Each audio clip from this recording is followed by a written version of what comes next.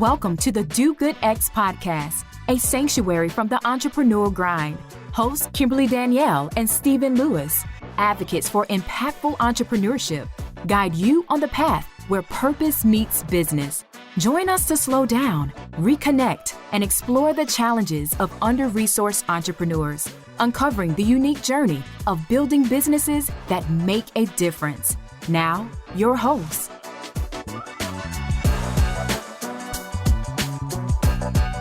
Welcome, everyone, to the Do Good X podcast. My name is Kimberly Danielle, and I am a communication strategist, a community builder, and a coach who comes from generations of faith-driven leaders and entrepreneurs who believe that our purpose should drive us to contribute to the common good.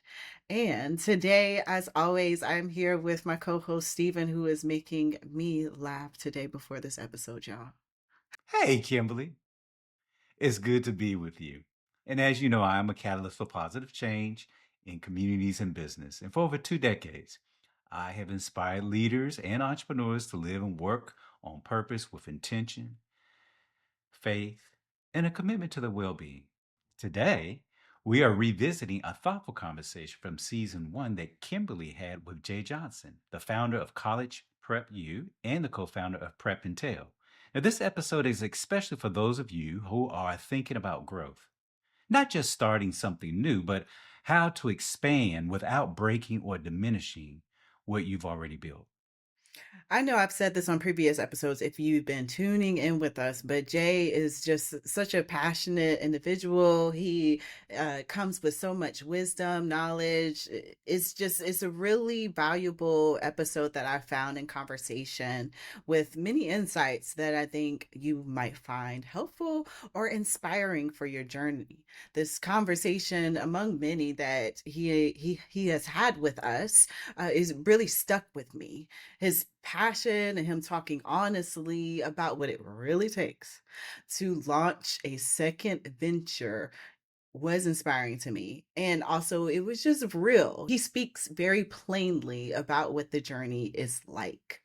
Things didn't move as fast as he expected, but instead of forcing it, he slowed down. He listened to his team and made the intentional decision to strengthen his first business before stepping away to build the next. So this is really telling of his character and the type of leadership that can create both strong teams and businesses, because oftentimes founders focus on building the business, but not necessarily how they show up as a leader for the team within their business. Yeah, I really like Jay's energy. And I think, he has smart wits and he has good kind of instinct as it relates to, developing his business. So we talk from time to time on the podcast about scaling, and Jay constantly always reminds us that sustainable growth requires preparation, especially when it comes to leadership, staff, and letting go of control. So, if you are tuning in and you're an entrepreneur who is considering a second venture, or you might just be feeling stretched because everything is dependent upon you. If that's the case, in either one of those situations, this episode really does offer some practical wisdom. Jay breaks down what it takes to prepare your business and yourself for this next chapter. So, let's go ahead and get started. What are 1 to 2 tips you would give entrepreneurs who are looking to start a second business because you are a 2-time founder? Those who have a business up and running, what would you say to them? Because I imagine just listening to you and your story, it's a lot. It's a lot. I think that one of the biggest challenges that I had when building Prep Intel was that I knew that College Prep you could fund Prep Intel. Like I literally could have just cut a check to myself.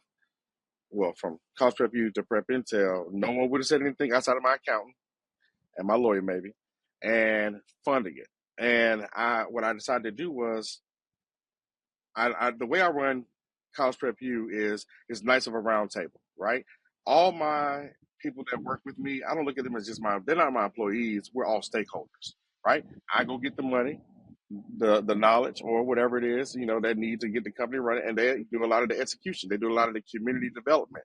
So if I'm going to make a move like this, that's going to take my time away. One, I need them to know because their roles and responsibilities are about to increase.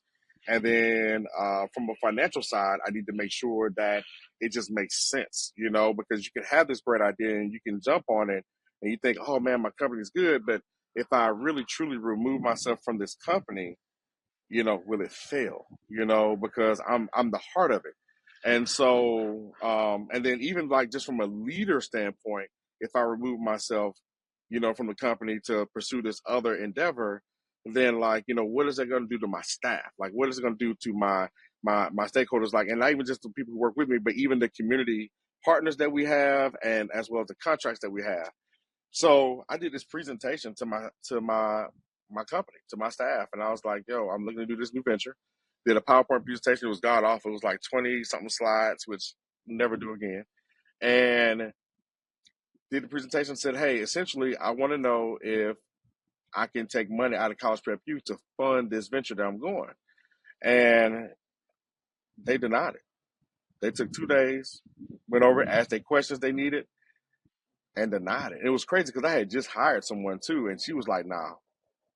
And I was like, and they were nervous, of course, to tell me no, but I created a culture where, it's open, because even though as a leader, you got to be approachable, you got to be able to say, hey, because I'm not a leader because I write the checks. I'm a leader because I build leaders, right? And so in order to teach them, because this may not be their dream job, but they may want to go on and do something different, I want them to be equipped to make tough decisions, or even know when there's risk involved or possibilities for advancement, not to be afraid, but be able to be humble enough to take direction or even rejection from someone that don't matter. I think one of the biggest quotes that I used to live by, that's a huge mistake, was someone told me that millionaires don't take advice from thousandaires, right? And I was like, once I thought about it, I was like, well, why not? Because do they feel like they can't learn anything? And I pride myself on my student mentality. So when I put that presentation to them and they denied it, Kimberly, I was like, whew. And I'm not gonna lie, I was mad. I was upset. But there was like, well, Jay, you laid out that, some of the biggest risk is that, people will fund it and they'll skip steps in tech companies. You don't know that much about tech. So you'll take this money and you've been good, you're a good steward over it, but we just don't want you to be like, well, you know what? I don't have to do that. I can just hire someone else to do it, and you just spin it out there that way, and you don't pay attention to the details. And you built this by bootstrapping, so we know you can do it again. And so, but if we authorize this and it failed, they all stood in one line, shoulder to shoulder, and I was like, which two of us will you fire? Because the money that you're asking for, you gotta supplement from somewhere, and salaries is always the biggest expense. So which one of us will you fire if this fails? And I mean, the tears hit me. I was like, ooh, like, wow, none. So I said, all right, cool. I said, well, then this is what I need. I need you guys to really like just lock in, help me out. I'm gonna give myself a year.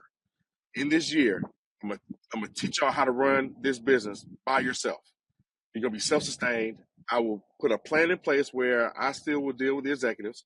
I allow them to reapply to the company, so that way if they wanted to leave, they didn't have to feel like they were quitting.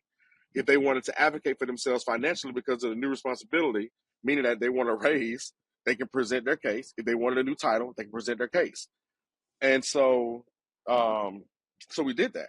And one of my senior leaders, I was like, yo, I'm finna lean on you heavy, about this. So I'm going to teach you how to go into these meetings with me, dealing with the superintendent, school board, principals, whatever, develop more of a relationship that they already know you, but I need them to see you as a leader, not someone who got to run and tell me. I need them to see you as a person who can make decisions, but just know you can't make decisions if it's going to cost me money when I run it by me, right? Let's be clear. But in this scope of things, I need to grow you. And so I took a year. I took a year to, get them prepared. But in that same year, I started building Prep Intel. So everything I had said previously about how putting everything together, it was all simultaneously. And, you know, ultimately I got so comfortable with not having money for Prep Intel, I was like, you know, I don't need it anymore. And it was crazy because that which was last year was our highest grossing year, and I was not in my business. I wasn't in my business. And so, of course, naturally, like, I'm like, all right, well, we're going to take on this venture. We revisited 365 days later. I said, well, hey, I got into this accelerator now because now I can draw a clear distinction between Prep Intel and College Prep U. I started applying to accelerators out of state because I didn't want anyone in state to rely on my reputation to accept me. I need someone who didn't know me to accept us. And so wife was on board, you know, the team was on board, co-founders was on board. We had an accelerator, everything laid out, and I had got all the things that I needed for Prep Intel without having to spend any money from College Prep U. And once I got that Techstars investment of like $123,000, well, 120, and then we got an extra $3. I was like, oh, this is all I need right now, you know, to build it out, because that's what I was seeking from College Prep U at that time. And I just didn't skip a beat. And so, yes, I didn't have a product yet. Like, I didn't have my product built out, my platform. But I knew that one of the bigger expenses is when people run to engineering and they don't know how to qualify the engineers, don't know how to do any of these things to make it a good investment. And I knew that once I got into Techstars, that my cohort would have enough engineers. So I then relied on people who I trusted through this system where we was all put together in a cohort to help me and my co-founder find the right engineers. And my co-founder is tech. And so, and that's what we did. And so as of now, last year, College Prep U almost made $1 million a year, which is insane. And Prep Intel did not cost College Prep U anything. So I didn't even have to use any of the money from Prep Intel to pay me or my co-founder. It was all for the company. And so the advice I give is, if someone wants to start a second company, you have to make sure that the foundation that your company is built on, that cement has already dried, and the blueprint, as well as just the framework of the house, you got to adjust. You got to make sure that the adjustment is just, so you got to calculate for the adjustment, because you know how they say the wood swell and stuff like that. The house has to settle. Once the house settle and you've done your due diligence, do not, remove the ability to learn from others. Even if you know everything in that area, you got to be willing to not only take criticism, but also be willing to learn, because sometimes some things just come back at you and you ain't thought about it so long, but it's very easy and elementary that when you see it, you're like, man, and just stick to the foundation. Just stick to the foundation, and then that can help you. But don't surround yourself with people who are your friends and family and think that they're going to be the ones to help you with this venture, or they're going to be the ones these going to be your customers or clients, but you can't rely on them. You'll only get upset with them.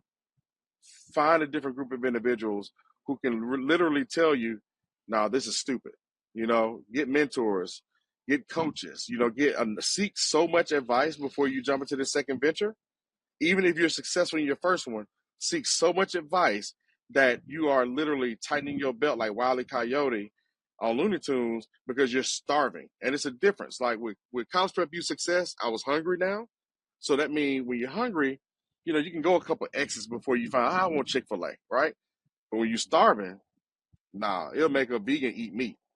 Thanks so much, Jay. You have provided some insights and some value to our listeners. Thanks again for joining us. Until next time, be well and do good. Thank you for listening to the Do Good X podcast. To continue the conversation or access our resources, visit www.dogoodx.org. Join us again for conversations that will nourish your soul, ignite your dreams, and empower you to build an impactful business, one intentional step at a time. Until then, keep striving, thriving, and doing good.